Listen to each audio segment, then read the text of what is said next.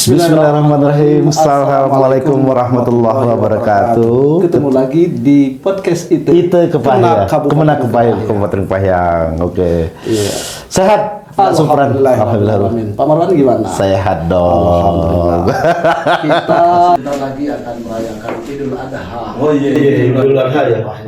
Idul Adha ya, berarti kita kalau udah cerita Idul Adha itu berarti kita bercerita sama sembelih menyembelih. Nah, kita akan meraih kebahagiaan dan keberkahan. Amin ya rabbal alamin. Kita berdoa ibadah haji bagi jamaah kita di Kabupaten Pahang itu mendapat haji yang Mabrur dan mabrurah, amin ya rabbal alamin. Nah, ini kita cerita tentang kurban. Kurban ya. Bagaimana pendapat Pak Marwan tentang kurban yang pengalaman-pengalaman selama ini dan bagaimana yang terjadi. Oke, baik. Kalau kita tengok ya sekarang posisinya kurban itu memang sudah ada pergeseran di tengah-tengah masyarakat, karena sebenarnya pergeseran itu karena banyak masyarakat yang ternyata kurang memahami makna kurban tersendiri. Kalau itu penanggapan aku sih Pak Surpran, karena mereka berpikir bahwasanya kalau kurban itu cukup satu kali seumur hidup. Seperti itu. Seperti itu. Padahal ekonomi sudah meningkat. Tapi mahal. Nah, apalagi kalau Pak Supran sendiri lihatnya seperti apa nih sekarang nih? Sekarang sebenarnya kalau dari tema yang kita harapkan ini adalah bahwa kurban itu untuk meraih kebahagiaan. Maka kurban itu harus dilakukan setiap tahun. Sehingga kebahagiaan ini bisa diraih kita secara bersama-sama masyarakat yang ada. Bagaimana menurut Pak Marwan, bagaimana di seberang musi di kita di Kabupaten Pahang ini peningkatan dari antusiasme masyarakat datang untuk berkorban? Ya, baik. Kalau kita lihat sendiri ya, kalau sekarang untuk di seberang musi itu grafiknya alhamdulillah sekarang sudah mulai meningkat tuh Pak Supran untuk yang berkorban. Karena kalau dulu mungkin orang itu berpikir, gimana sih Pak kami mau berkurban sedangkan kami aja hasil panen kopi kami sedikit, harganya juga tidak melawan. Nah sekarang alhamdulillah dengan peningkatan harga kopi akhirnya masyarakat sudah mulai berbondong-bondong lagi. Walaupun sedikit menurun. Kabarnya seperti itu ya kan.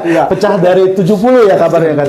Tapi tetap Pak Supran, kalau kita lihat ternyata memang mengapa orang ini mau berkurban, salah satunya karena memang adanya peran dari penyuluh agama yang sudah menyampaikan kepada masyarakat bahwasanya ada bahasanya itu ada tujuan inti daripada berkurban sendiri, yakni salah satunya ada kepedulian sesama masyarakat. Nah, seperti itu. Kita lihat. Rasulullah SAW kan bersabda mengatakan bahwa tidak ada yang amal yang dicintai oleh Allah di hari nahar itu, hari Idul Adha itu, kecuali adalah menyembelih hewan kurban. Oleh karena itu kita berharap ya kepada masyarakat religi di Kabupaten Pahang ini untuk masih ada kesempatan untuk berpikir, dan mungkin kalau tidak sempat tahun ini, tahun depan dan seterusnya, ayo kita ramaikan dengan berkorban, berbagi kepada masyarakat. Betul. Nah, salah satu bentuk kepedulian kita sesama manusia ketika Allah sudah menitipkan rezeki yang amat sangat melimpah, dikatakan dalam surah Al-Kautsar, inna a'tainakal kautsar fasholli li rabbika wanhar. Jadi tidak cukup sholat, tapi begitu kau sudah dititipkan rezeki, kurban.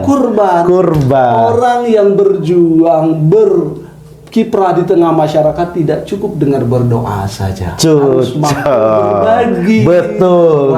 Hidup bi amwalihim. Ya, betul. Dengan dengan harta. Baru kita dengan jiwa kita. Betul sekali. Jadi jangan sampai termasuk orang yang pelit. Nih teman-teman. Jangan medit. Dapat, karena apa? Yang kita bawa ini amal kita.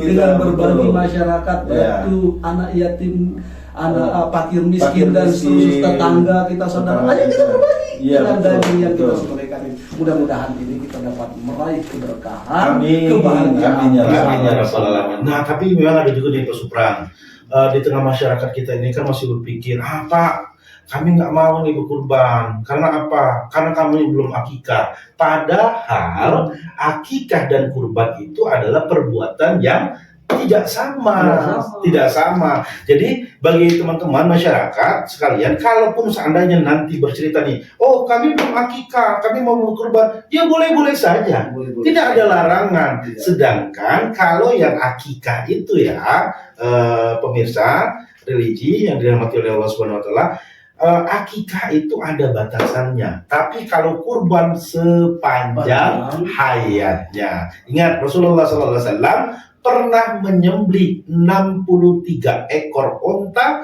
pada waktu di Haji Wada.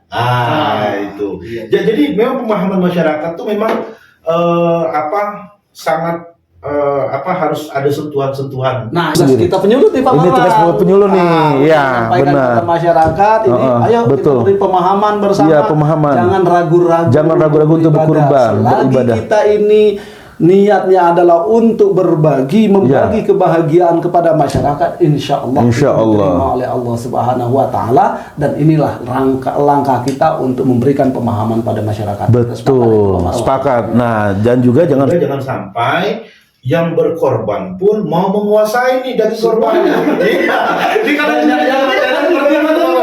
saya korban nih, tapi saya mau minta yang paha kanan, paha kiri, paha depan, ya udah potong sendiri aja kan. Iya, makan sendiri. Aturannya setidaknya. Ya, yang berkorban itu sepertiga. Nah, jadi ingat nih ya, teman-teman semuanya nih, kalau seandainya nih belah satu lengan nih, kita berkorban nih, sepertiga boleh untuk yang berkorban, sepertiga untuk keluarga, sepertiganya untuk dibagikan. Nah, jadi bukan tidak boleh, ada juga pemahaman bahwa makan daging kurban, yang kurban tidak boleh. Jadi yang berkorban juga itu memiliki hak yang sama. Ya, bahkan Rasulullah SAW nih Pak Supran, kalau kita tarik lagi dalam sejarahnya, Rasulullah itu menahan makannya nih. Nah, ini yang membedakan antara Idul Fitri dan Idul Adha. Kalau Idul Adha, Rasulullah SAW ini menahan makan dan minumnya itu mulai dari setelah subuh sampai ia menyembelih. Begitu ia menyembelih, langsung apa yang diambilnya adalah hati dari kurban tersebut, diambil sedikit, dibakar lalu dimakan. Maka ini menandakan bahwasanya daging kurban boleh dimakan oleh yang berkurban. Nah, tidak ada masalah. Tidak ada masalah, insya Allah tidak ada masalah. Kita berharap ya bahwa dalam Idul Adha tahun 1446 Hijriah ini, kita yang berkorban ini dapat membagi kebahagiaan, keberkahan, dan mudah-mudahan nanti meningkatlah ekonominya, pendapatannya, dan keberkahan harta yang dimilikinya itu. Ya, dan yang melaksanakan ibadah haji di Mekah Al-Mukarramah ini mendapat haji yang mabrur dan mabrur. Mudah-mudahan insya Allah tahun ini, karena ini kan waktunya juga masih lumayan nih Pak Supran, karena ingat sahabat religi semuanya, baik itu yang mau berkurban, yang sudah menyumbang ataupun yang masih pikir-pikir nih berkurban, itu waktunya ada 4 hari, tanggal 10, 11, 12, dan 13. Jadi jangan ragu-ragu, ayo segera sedekahkan harta kita bersama. Mudah-mudahan ini dapat menebar manfaat dan menjadi kebahagiaan bagi kita bersama di Idul Adha